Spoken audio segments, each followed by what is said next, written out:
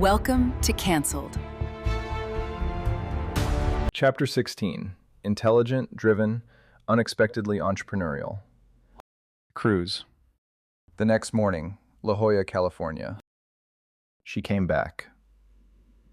Tuesday morning, 5:37 a.m., I walked into the gym half dreading, half hoping she'd be there.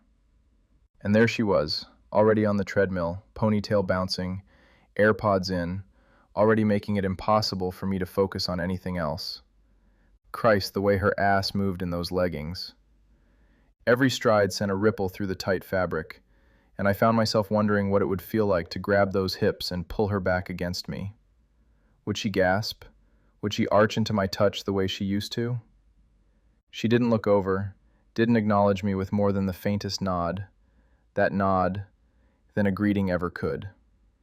As though we'd silently agreed not to talk about what had happened before. It just exists here, in this strange, neutral zone. Wednesday was the same story, and Thursday she beat me there again. By the time I'd swiped my badge at the door, she was already in her rhythm, sweat beading on her shoulders, focus locked in. I watched those droplets trace paths down her neck, and my mouth went dry thinking about following that same trail with my tongue. Sometimes she'd finish before me, sometimes after, always with that same calm nod on her way out, as though we were competitors locked in a private game no one else knew about. By Friday we were talking, nothing big at first, just small stuff on neutral territory, workout splits, favorite pre-run snacks, music preferences. But it grew into something more comfortable, something that felt surprisingly natural, despite everything that had happened between us.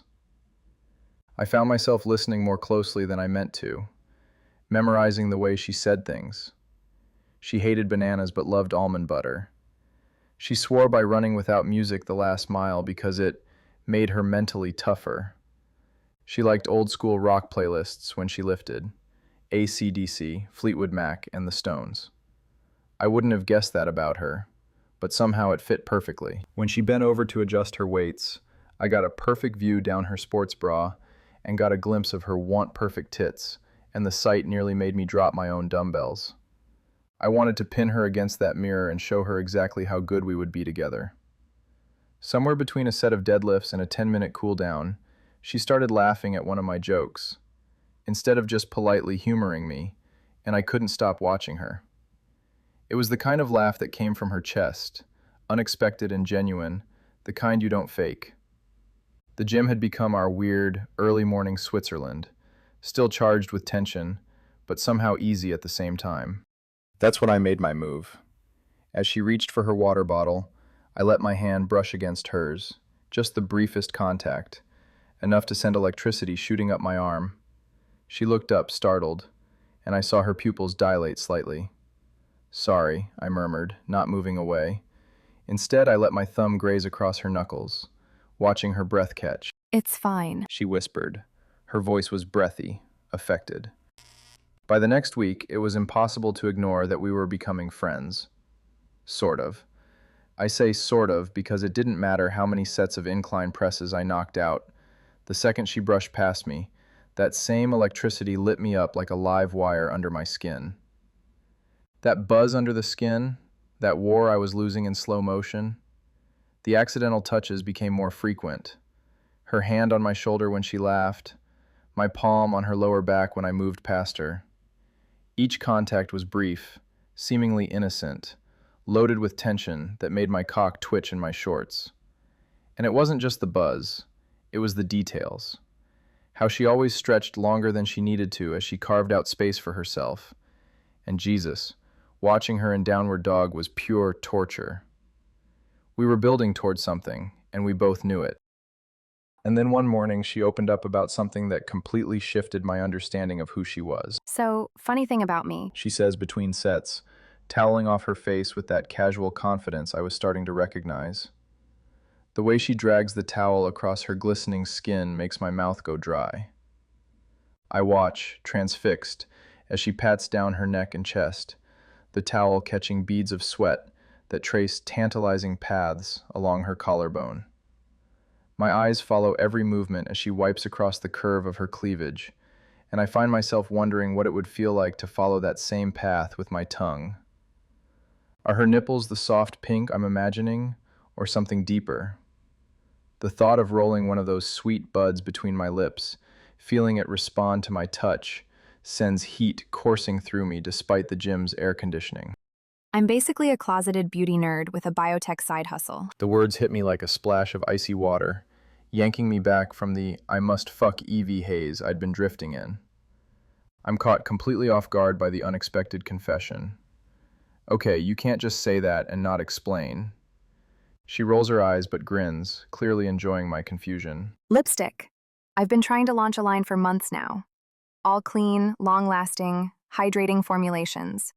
You know, the impossible trifecta that every cosmetics company claims to have solved but never actually delivers. That gets my attention in a way I wasn't expecting. You're serious about this? Dead serious. She says. And there is something in her voice that tells me this isn't just a hobby or side project. I've been working on the formula forever, tweaking ratios and testing different base compounds. Eric actually hooked me up with a CRO in China. They haven't nailed the formulation yet. If we boost the moisture ingredients, the color wears off fast. But if we pull back on the hydrating components, it stays put, but my lips get dry as hell. And don't even get me started on shade stability. One batch oxidized so fast it turned pumpkin orange in 2 hours. Looked like Halloween horror show on my mouth. She laughs at herself. I can tell the frustration runs deep. Then she adds, softer, It matters to me because lipstick was the one thing I could always count on.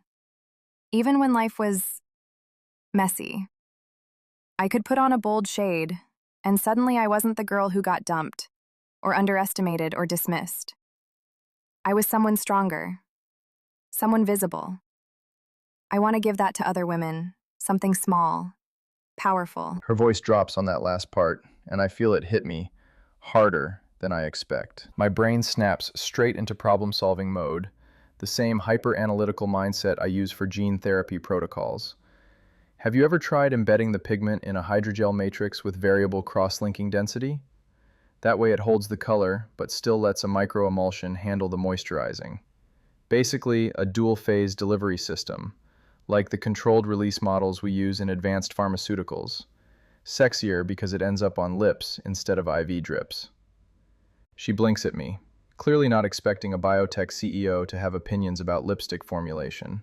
You just made lipstick sound like a military operation. Well, I say with a smirk tugging at my mouth, feeling looser than I have in weeks. Every good lipstick is a strategic weapon. Shade range is just camouflage, really. Deploy wisely. She laughs, loud, surprised, unrestrained, and it lights up her entire face. The sound slips under my defenses, warming something in my chest I didn't even realize had gone cold. No, seriously, I say, leaning against the weight rack as an idea starts forming. If you want, I can help you look at the formulation from a materials science perspective. And when you're ready to scale or look for funding, I'd love to introduce you to my best friend Damien. He runs a small private equity firm in La Jolla, and this is exactly the kind of innovative consumer product business he invests in. She stares at me like I've just gifted her the keys to an entire Sephora warehouse. Are you serious right now? Yeah, completely serious, I say, and I mean it. You're smart, you're ambitious, and you're funny, when you're not roasting me for being an uptight CEO. She tilts her head, studying me with a playful kind of suspicion.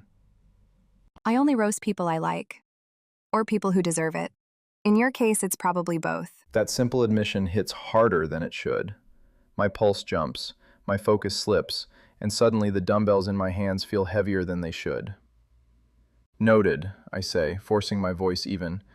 Guess I'll take my punishment and earn my business plan editing privileges. You better. She says with a mock-threatening tone that is anything but intimidating. I make very detailed spreadsheets, and I have high standards for collaborative partners. I can't help smiling as I watch her walk away to the water fountain, her confidence evident in every step. And the sight of her, sweat-slick skin, ponytail swinging, shoulders squared like she owns the space, has my throat going dry.